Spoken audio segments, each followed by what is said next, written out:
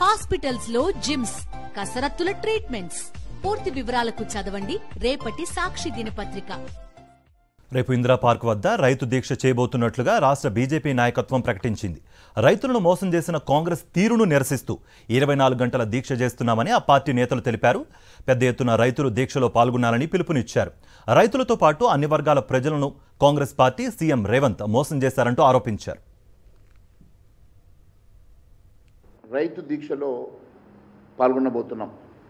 ఈ తెలంగాణ రాష్ట్రంలో ఈ రాష్ట్ర ప్రభుత్వం ఇచ్చినటువంటి తప్పుడు హామీలు నెరవేర్చకుండా కాలయాపన చేస్తూ రైతాంగాన్ని మోసం చేసినటువంటి ప్రభుత్వం మెడలు వంచి ఇచ్చిన హామీలు నెరవేర్చే విధంగా పెద్ద ఎత్తున ధర్నా చౌక్లో వేలాది మంది రైతన్నల సమక్షంలో దీక్ష చేయబోతా ఉన్నాం.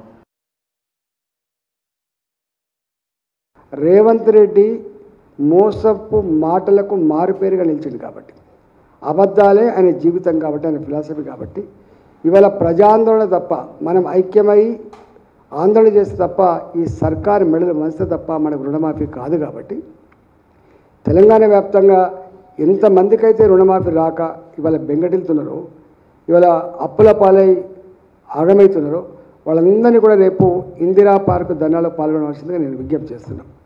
రేపు ఉదయం 11 గంటల నుంచి మొదలుపెట్టి ఎల్లుండి ఉదయం 11 గంటల వరకు ఉంటుంది. కాబట్టి ఇవాళ ఇది 24 అవర్స్ దీక్ష కాబట్టి